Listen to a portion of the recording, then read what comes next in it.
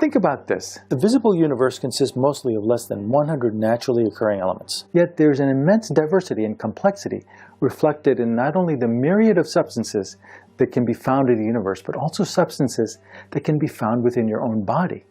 How is it that we can have a near boundless number of chemical substances with only about 100 relatively simple building blocks called atoms to work with? This is because the naturally occurring atoms are rarely found alone. They're mostly found in combinations with other atoms through the process of chemical bonding.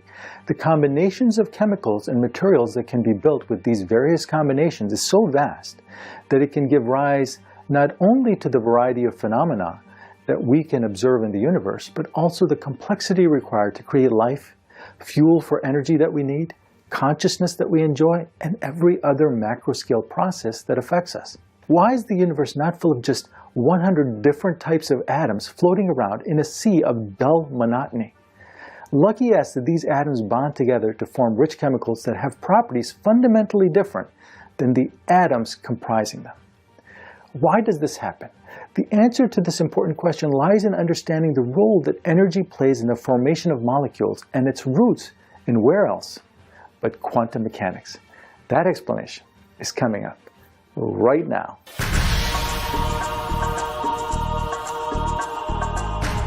Some of the most important chemicals to us, like the air we breathe, consist not of individual atoms but molecules. Oxygen, for example, is not found in the air as individual oxygen atoms, but as O2, or two oxygen atoms bound together. Nitrogen is also found as N2, two nitrogen atoms bound together. Water, without which we could not survive, is H2O, two atoms of hydrogen combined with one oxygen atom. Why are atoms prevalent mostly as molecules? The key to understanding why atoms link together is energy. All natural systems tend to adopt a state of lowest energy. The marble at the top of a hill has high potential energy due to gravity. If given the opportunity, it will roll naturally to the bottom of the hill, where it will have a lower potential energy. This is the same reason a river flows in one direction, from high ground to low ground. So how does energy play a role in the formation of molecules? Let's look at the simplest form, hydrogen, which consists of only one proton and one electron. It is found on Earth usually not as individual atoms of hydrogen, but in pairs, H2 or hydrogen gas. By understanding the role of quantum mechanics in the formation of the hydrogen gas molecule, we can begin to understand why other atoms also form molecules in order to adopt a lower energy state. A hydrogen atom consists of just one electron and one proton. As we saw in an earlier video, the electron forms a cloud around the nucleus. The shape of this cloud is determined by the Schrödinger equation, which contains a wave function. The wave function of the hydrogen atom, simply put, represents the probabilities of the possible results if we were to measure its properties. The hydrogen atom by itself will be in its lowest energy state, called the ground state. But when a second hydrogen atom is introduced into the system, some interesting things begin to happen. Not much happens if the atoms are very far apart. Both atoms are in their respective ground state. But as they come closer to each other, a few things happen at the same time. First, the electrons, since they're both negatively charged, repel each other. But the electron of hydrogen atom 1 also starts to get affected by the positive charge of the proton in hydrogen atom 2. Similarly, the electron of atom 2 starts to get attracted to the proton of atom 1. So the electrons of each of the two atoms tend to get pulled slightly to the other one's proton. And if they get close enough, the cloud begins to spread to the space between the two atoms.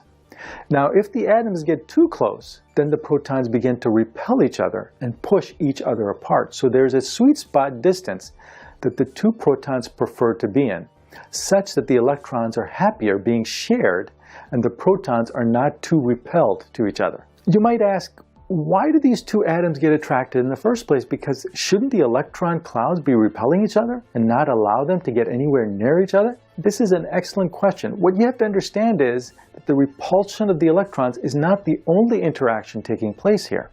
There are a multitude of interactions happening, and what happens to the entire system is determined by the total energy of the system.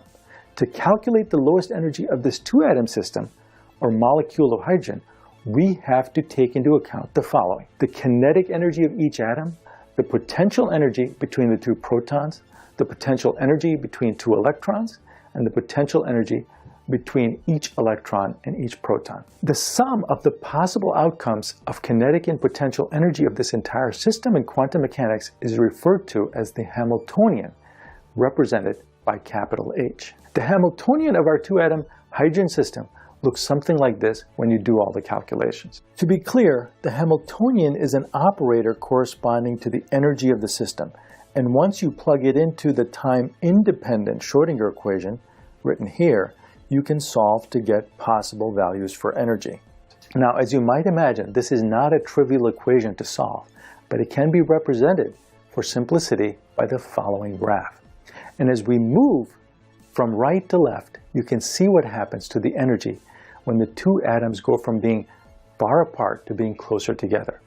The dip in the graph represents the lowest energy state of the two-atom system. If the distance between the protons gets any smaller than that, the energy goes up significantly. And if the distance gets larger, it also goes up, although not as steeply. So the two atoms find a natural sweet spot such that they're both happier being at a lower energy state together than when they were further apart by themselves. It turns out that the energy of this two-atom system is less than the energy of two separate one-atom systems. This is the reason if a bunch of hydrogen atoms are near each other, they will naturally combine to form a molecule of H2 rather than float around by themselves. This sharing of electrons by two atoms of hydrogen is called a covalent bond. And similarly, covalent bonds formed by other atoms work analogously. Now, if you took high school chemistry, you will know that not all atoms form bonds with atoms of their own kind, nor with just any other atom. One of the most remarkable things about chemical bonding of atoms is that all the substances that you see all around you, comprised of molecules, is due to the remarkable stability of atoms that have or share seemingly magical numbers of electrons, 2, 10, 18, 36, 54, or 86 electrons in so-called shells around the nucleus of atoms. And all this is due to the fact that certain combinations of atoms that contain these numbers of electrons tend to have the lowest potential energy. If you look at the periodic table, you will see that these numbers correspond to the number of electrons contained in the 6 naturally occurring noble gases. These are inert elements, meaning they do not react to form bonds with other atoms under standard conditions. That's because they already contain the number of electrons needed to form highly stable shells around the nucleus. Other elements strive to contain a full set of electrons in their outer shell called the valence shell.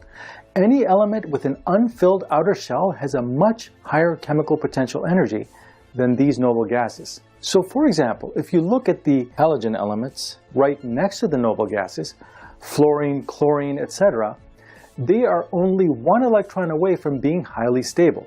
So they are desperate to attract one electron from any atom that wants to get rid of one of their electrons. Also, if you look at the alkali metals on the far left side of the table, these are elements that have one too many electrons. So they are desperate to get rid of one electron. Thus, when these alkali metals get together with the halogen compounds, guess what happens? They form very strong bonds, and the resulting compounds have so much lower energy that the excess energy is released in the form of heat in an exothermic reaction. In fact, one very important compound results from this type of reaction. It's when sodium bonds with chlorine to form sodium chloride, or ordinary table salt. So atoms can either share electrons with one or more other atoms, resulting in covalent bonds, or they can give away or take on electrons from other atoms, resulting in ionic bonds. There are other types of bonds as well, but these are the only two we're discussing today. You might ask, why are these numbers I talked about earlier such magical numbers? Chemists will say, well, these are the numbers that allow atoms to fill their electron shells, or in other words, all atoms strive to form what's called a full valence set of electrons. And this attractive force of atoms to share electrons in order to form a full valence shell is balanced by the repulsive forces of their electron clouds and protons.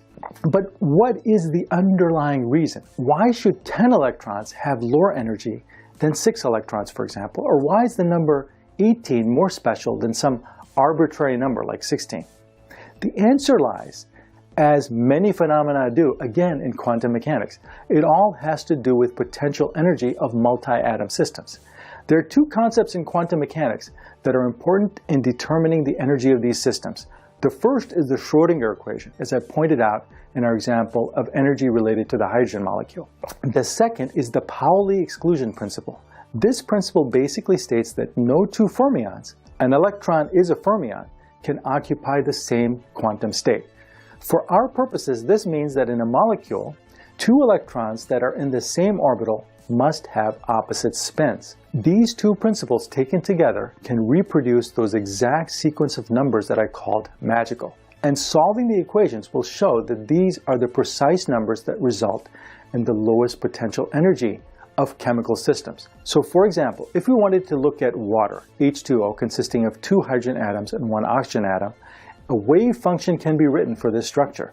Energy can be calculated by solving the equations, and bond lengths can be determined that result in the lowest potential energy. But precise calculations can get very mathematically complex, so approximations called Morse potential, represented by the equation below, is usually used. Plugging in the numbers, a graphical representation of Morse potential for the OH bond in water can be shown as the following. Here, U0 is the bond energy and R0 is the bond length that can be read from tables like the one below. So, as usual, it all comes down to quantum mechanics.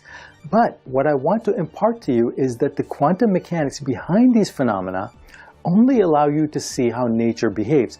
It does not explain why nature is the way that it is. It only shows you how nature works. The question of why things are the way they are is what I think the most interesting question. And there may be some underlying reason, for example, that lies in string theory or some other theory of everything. And that's what I hope the next generation of scientists will keep pursuing. Now, if you are such a scientist, whether professional or hobbyist, who wants to pursue profound ideas like this in greater depth, consider signing up for Brilliant, today's sponsor. It's a problem-solving website and app that allows you to go deeper and further into the world of science, including physics, than any video or article ever can. Brilliant allows you to master science subjects by what I think is the best way to learn, and that is solving problems and working on challenges. One of the best classes in quantum mechanics is offered at Brilliant, called Quantum Objects. This course explores experiments that seem to defy classical physics. By interpreting these experiments, you'll learn about the revolutionary ideas of quantum theory one by one, eventually leading to the Schrödinger equation. This would be very helpful if you want to pursue the details of some of the concepts I discussed in this video. Head on over to brilliant.org/Arvinash right now to sign up for free, and the first 200 visitors will even get 20% off their subscription. Check it out. I think you'll be impressed. I'd like to thank my generous supporters on Patreon and YouTube. If you like my videos, consider joining them. And leave a question below because I try to answer all of them. I will see you in the next video, my friend.